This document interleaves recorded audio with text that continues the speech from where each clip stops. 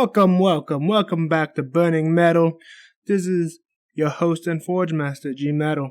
And we are at the pinnacle of Burn Point 9 Anti-Heroes. Let's start the Forge. Now, for this fun Forge is the good guy with an edge on his shoulder. You know what I'm saying? Like it's like a razor blade. But he has a heart of gold, and something about that just speaks to people. Many things about the anti-hero. It's contradictory, but it's also relatable, even if we won't go that dark. Overall, when they dressed with the kind of cool stuff, you know what I'm saying? Like the kind of cool stuff you would wear. That you will if you were there. Normally when you do good guys, they wear light colors, safe bets. Anti-heroes are the guys who dress in motorcycle jackets and are still the good guy. You know what, Mott? It's just a great character to have. We're gonna get into grinding pretty soon. So before this continues on anymore, just letting you know, this is the kind of Forge that's quick to the temper on this one. So be careful. It might be too hot for you. Time to cool the blade.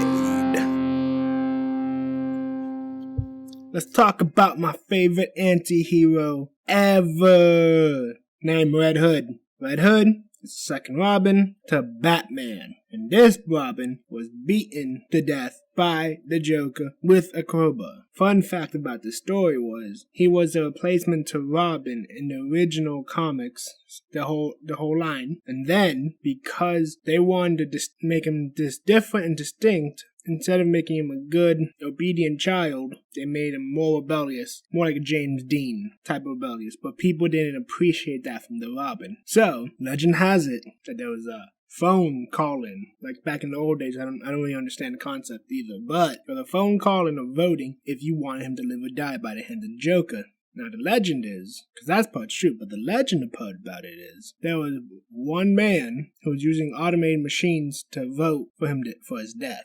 Now, I don't know if that's true or not, not entirely sure. But that moment's important because if that never happened, we would have never stumbled upon the Red Hood. Now, the beauty about the Red Hood, in all his entirety, is his complex nature of wanting justice versus his own personal vengeance. That's always the balancing act of a character like Red Hood. His values as a character stem from his growing up in a rough household. So around the New 52 Rebirth era, they gave Red Hood a real backstory this time around. Jason was born into a family with many problems. His mom was an addict and his dad was a criminal who was in and out of jail consistently. Jason had to grow up fast, right? He grew up making money for his mom so they can eat and he can take care of her, while his dad's trying to make money and impress his son. So back and forth, that's just what goes, right? This leads to him trying to steal the rims off the Batmobile. I guess he thought you could sell them for a good price, because it's Batman's rims, right? I mean, I guess that's how it works. And his values, overall, seems to stem with this idea that not only after his death, comes this time period for him where he's learning from multiple groups of people when he comes back to life, but the fact that the Joker is still alive, and he can't comprehend why Batman has left him alive. Even after he died, he really thought that Batman would break his moral code for the death of Jason Todd. And that is what sets Red Hood down the more villainy route in the beginning than anything else, is that the Joker is still alive. Now let's get a little deeper about Red Hood's values, Jason Todd's values. He is a man who believes in many things, but believes the means that some people weren't willing to go was a necessary means. And he will always toe the line of almost a villain, but he won't ever cross it, because that is what led to his death. That is a big thing about Red Hood. He would never cross the line that he believes is there, and that is killing innocents. Killing innocents is his line, but the guilty, he will punish himself. And as long as Batman isn't around, he'll do it. He'll do the deed. If he doesn't have to save the bad guy, he won't. kind of funny, because that's how movie Batman is. But Red Hood in the comics versus Batman, Batman saves everyone in the comics, apparently. So, what makes Red Hood such a great anti-hero? Here's the thing. You see some of his values in the friendships he forms with others. So, his first official team was Red Hood and the Outlaws, with Roy Harper and Starfire. Now, why does it seem important for Red Hood? 1. Roy Harper is almost a disgraced hero at this point. Like Red Hood, his mentor did not always approve of his actions, but he also got caught up with drugs in the early 80s. Catch my first podcast for that, why comic books are very special to me. But back to the actual point, he got caught up in some drugs, he got caught up in some action, and him and, I don't know, Green Arrow? Anyone know who Green Arrow is? Him and Green Arrow got into a little dispute. And there was an annual that showed the night before Red Hood, Jason Todd, as Robin, was murdered. And it was helping out Red Arrow, who later becomes Arsenal, because they had this team up and kind of showing that they were like best friends right before the death of Jason Todd. They're both disgraced heroes in the community's eyes. They both understand what it means to do what you have to do to get something done. Just one got murdered before doing it. It really does suck. The real evolution of Red Hood, though, is their relationship with Batman.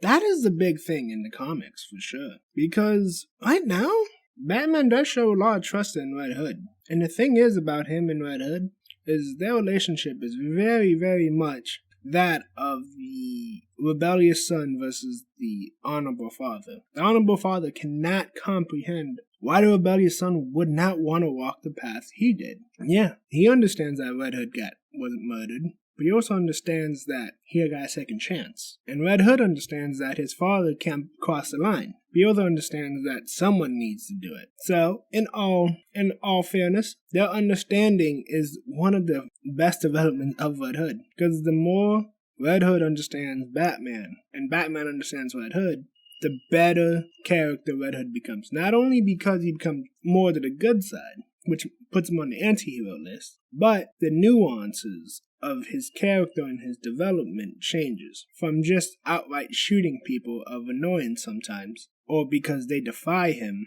to a certain degree. He will hold more mercy and dignity as long as he does not lose his cool. The reason he's mainly an anti-hero, though, let's get this straight. He's an anti-hero for many reasons. He will break the law. He will become a kingpin, a drug lord. He even trained a bunch of kids who goes to a school of evil sidekicks. Like an evil Teen Titans type of group. Why? Because he wants to teach them the right way to do things. He doesn't care if those villains are heroes, just as long as they're not trying to encourage. He's trying to encourage them into something more of the lines of stopping the bad people. Bad people is the means of the Joker, Lex, Deathstroke. People with no moral code are either just into money or into power. But Red Hood just believes in solve the world's problems in a good way. You know what I'm saying? And he wanted to teach these kids these life lessons because he feels, and with the proper guidance, you don't have to be the good guy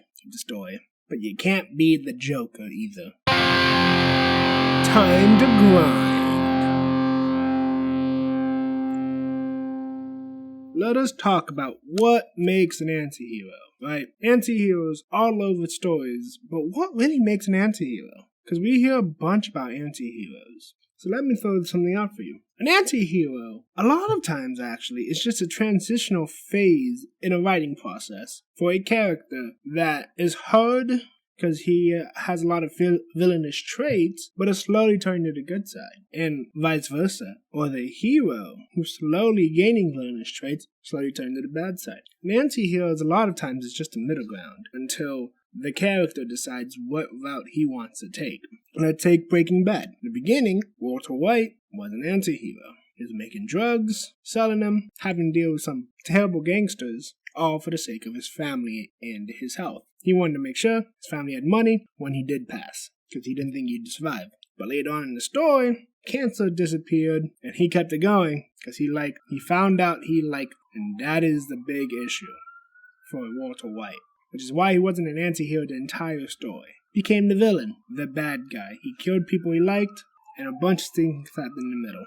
But values that anti-heroes do value are this: the preservation of innocence, the forgotten. People who are forgotten in history or by society are an important thing to anti-heroes. Because they're the people who you're like, they don't need help or they don't get enough help, right? And it's just a very, very edge-walking moment, right? Because you can say a lot of things, such as this. In a real-life context, a group of people who never seems to have enough representation for protections are the Native Americans of America. And probably everywhere else, but I'm just talking about the Native Americans in America, right? So here's the thing: they don't have a lot. So if I were to make a story about them having some protection, an anti-hero would protect them because they don't have a lot of protection, but a lot of other groups have a lot of more vocal voices. And for the natives, you might have to shake up some things, right? So for the natives, that's really something in that sense. Now, back to the anti-hero part of this. Why would an anti-hero want to defend certain people over others? Because they have enough defense.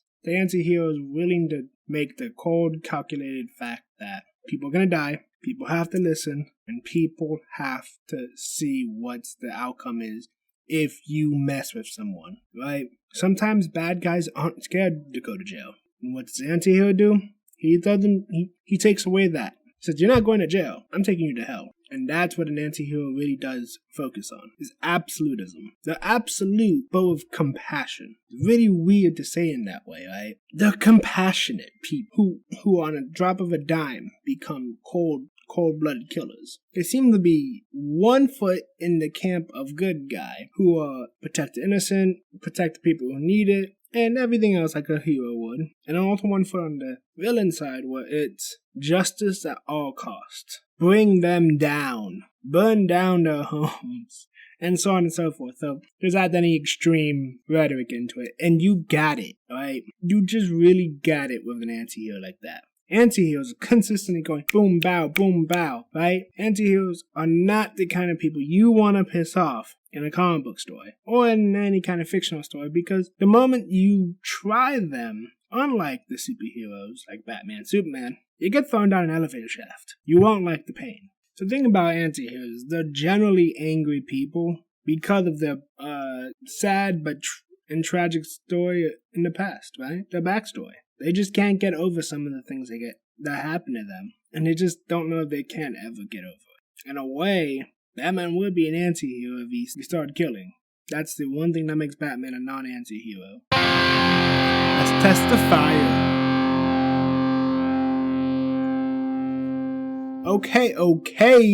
Now, for the anti-hero. The origins of the idea of the anti-hero is a very, very cool thing, I think, in my opinion, is this. Okay? So, in the origins of the anti-hero as a trope comes from the Greek times, right? Much as most of our literary terms come from.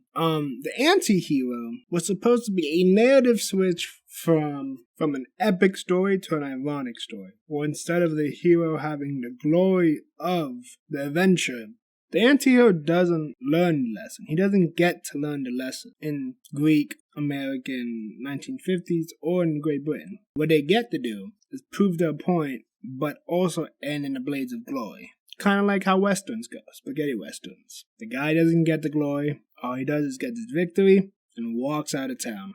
That is how anti-heroes started rising up. Another form of anti-heroes, which at the time during the 1920s and 30s with outlaws, it's probably earlier than that actually, but with Capone, Bonnie and Clyde, Pretty Boy Floyd, all those guys, they were seen as heroes because they were the anti-heroes. They weren't Superman, they weren't Batman, but they were anti-heroes because they were taking from the people, subjecting other people in their heads, right? They were seen as people taking action against the people who were hurting other people, but not the way a regular hero is supposed to do it. An anti-hero, like any other, is actively trying to protect people, but the anti-hero does it in a non-acceptable way by society. An interesting kind of definition for the anti-hero is this. The protagonist in this work is an indecisive, central character who drifts through life and is marked by angst and alienation. And a better way of saying it is, The guy has hardship in his life, and he can never choose which is the correct path. He's consistently confused and angry on where he's trying to go instead of where he wants to go. He's trying to form his values. Hence, he may not be good or bad just yet. He's developing towards that. Forger's Last Stand.